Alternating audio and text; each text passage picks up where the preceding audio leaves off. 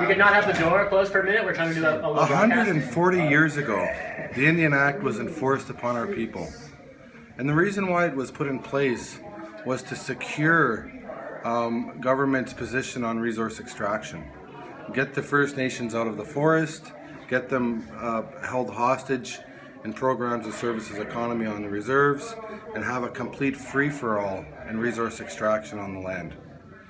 As a result, the lands and waters have been devastated and polluted beyond imagination.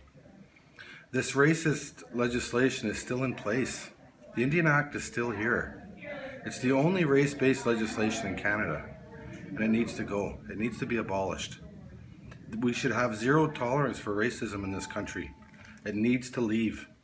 And I encourage everybody to get out there and occupy these band offices, or these INAC offices. Sorry. It is. Yeah, band office. Yeah, why not? A Cree band office. And really make a stand. And and we need to stand up and say, no, this is not acceptable anymore.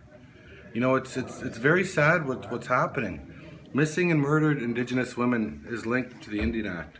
Youth suicide, pollution, disposition of lands, poverty, loss of languages. The government gave $5 million for Indigenous languages in this country. $5 million. The French got over $2 billion. They don't want us to have our languages. It's not our fault that the languages are disappearing. It was a residential school. They want to talk about reconciliation. They better start talking about land. They better start talking about languages. They better start talking about the waters.